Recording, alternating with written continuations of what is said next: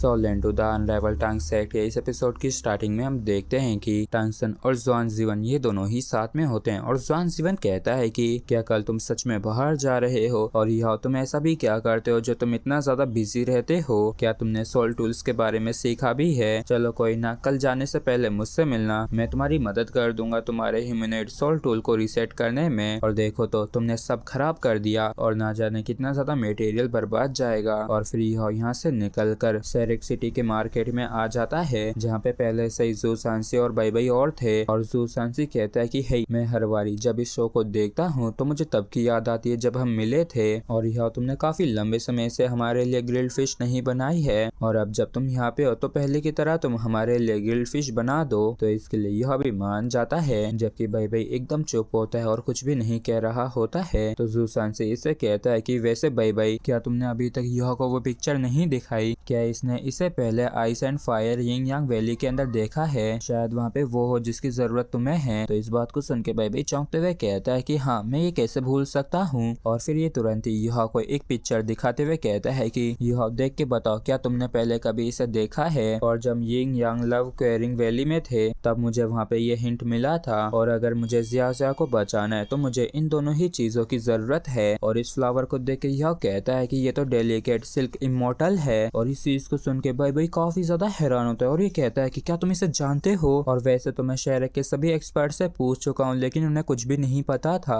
तो यह कहता है कि अगर मैं सही हूँ तो मैंने इसे पहले ice and fire Ying Yang well में देखा है और ये जो डेलिकेट सिल्क इमोर्टल ये काफी ज्यादा प्रीशियस प्लांट है जिसने स्पिरिचुअल विजडम को कल्टीवेट कर रखा है। और ब्रदर, जब हम इस ऑपरेशन से लौट आएंगे तब मैं आपको इसे ढूंढने के लिए ले जाऊंगा। और तो और इस डेलिकेट सिल्क इमोर्टल के पास हर्ब्स की काफी ज्यादा नॉलेज है और वैसे तो मैं दूसरे वाले को नहीं जानता हूँ लेकिन काफी हद तक ऐसा हो सकता है कि सिल्क इमोर्टल इसे पहचान ले। और इस चीज को सुन के बाई को खुशी होती है और शांति मिलती है और ये कहता है कि चलो फिर ठीक है, तुम्हारे लौट के आने तक का इंतजार करते हैं। और बाई को देख के यह मन में कहता है कि ये साफ साफ देखा जा सकता है कि बिग ब्रदर बाई ने अपने आप को एक दृढ़ निश्चय से रोक रखा है जिससे कि ये जल्दबाजी में खुद ही डेलिकेट सिल्क इमोर्टल को ढूंढने अभी ना चले जाएं। और इस चीज से कोई भी फर्क नहीं पड़ता है कि ये कितना ज्यादा टांगिया से प्यार करते हैं और कितना ही ज्यादा उन्हें ठीक करने के लिए की और ढूंढना चाहते हो, लेकिन टांग सेक्ट के एक लीडर के रूप में ये सिर्फ अभी सेक्ट के करंट मैटर्स के ऊपर ही फोकस कर सकते हैं। और यह बाई से कहता है कि ब्रदर चिंता मत करिए, हम जितना हो सके उतना जल्दी लौट के आएंगे। तो बाई कहता है कि ठीक है, अब जल्दी से सी गॉड पवेलियन चले जाओ, वहाँ पे भी एल्डर्स तुम्हारा अब भी इंतजार कर रहे हैं। जिसके बाद वो यह सीधे ही सी गॉड पवेलियन आ जाता है जहाँ पे यह सबसे पहले मूलॉ को ग्रीट करता है। तो जॉन लॉ इसके पास आके कहते हैं कि यह तुम तो सच में बड़े हो गए हो और मुझे तो इस बात की चिंता थी कि कहीं तुम डोंगर को खो देने की वजह से टूट ना जाओ, लेकिन तुम्हें अभी देख के ऐसा लगता है कि ना सिर्फ तुम्हारी मेंटेलिटी रिकवर हुई है बल्कि तुमने अपने कल्टीवेशन में ग्रेट प्रोग्रेस भी की है। और मैं दावे के साथ कह सकता हूँ कि मास्टर मूलाओ की जो स्पिरिट हेवन के अंदर है वो तुम्हें इस तरीके से देख के काफी ज्यादा खुश होगी। चलो अब अंदर चलते हैं, सभी लोग इंतजार कर रहे हैं। जिसके बाद इन लोगों की मीटिंग चालू हो जाती है और फिर हमें अगले दिन का सीन दिखाया जाता है जहाँ पे बाई ने टांग सेट के मेंबर्स को बुलाया होता है जिससे कि ये लोग इन्हें अभी के लिए यहाँ से विदा कर सकें। और यह और बाकियों के पास जो पहले फ्लाइंग सोल टूल्स थे उन्हें अब लेवल 7 सोल टूल के साथ रिप्लेस कर दिया गया होता है और इन सभी को ही पर्सनली जुआन जीवन ने खुद ही बनाया है। और इन सोल टूल्स का इस्तेमाल करके वो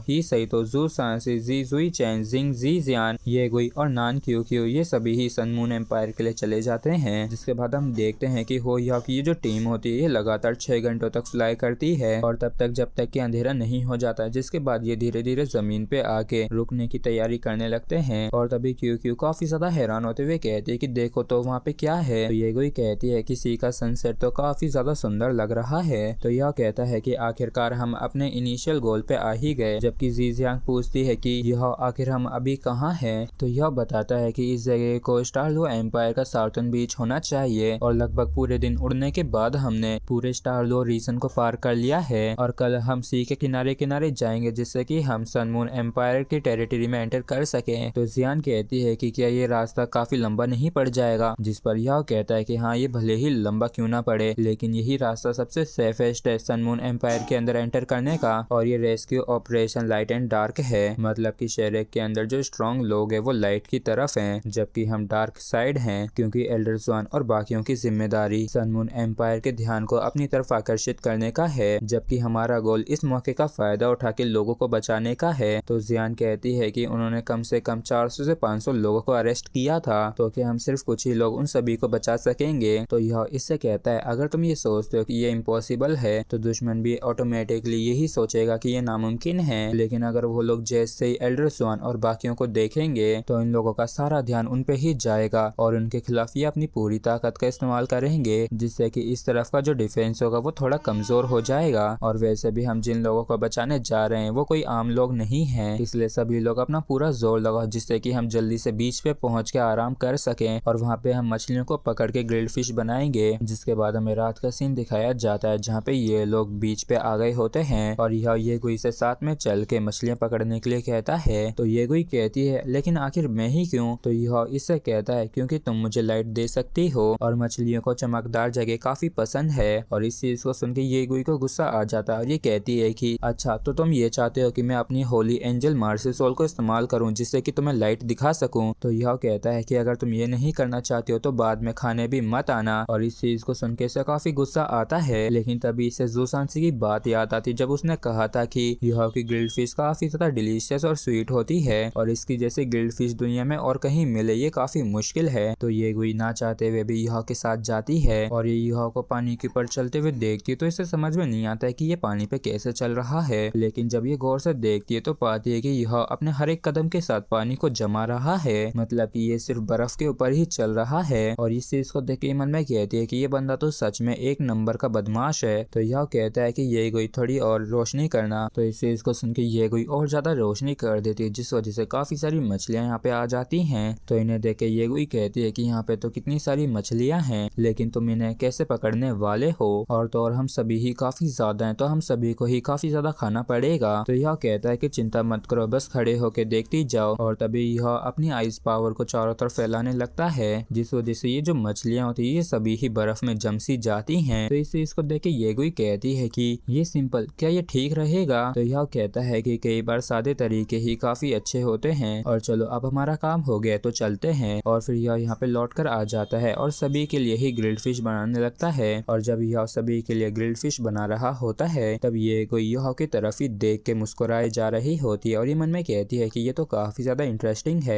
और तभी ज़ूसांसी और कहते हैं कि इसकी स्मेल तो कितनी ज्यादा अच्छी आ रही है और हर बारी ही इसकी स्किल्स और भी ज्यादा बेहतर हो जाती हैं। तो चलो अब जल्दी से चल के इसे खाते हैं और अब मुझसे और भी ज्यादा इंतजार नहीं हो रहा है। और भाई लोग आप सभी से मेरी एक रिक्वेस्ट है कि आप सभी लोग ही एक बार इस सोलैंड 5 को भी ट्राई करें। और इसी के साथ फ्रेंड्स हमारा ये एपिसोड भी यहीं पे खत्म होता है। अगर आप लोगों को वीडियो अच्छा लगा हो तो प्लीज चैनल को सब्सक्राइब और वीडियो को लाइक करना बिल्कुल भी ना भूलें। Thank you.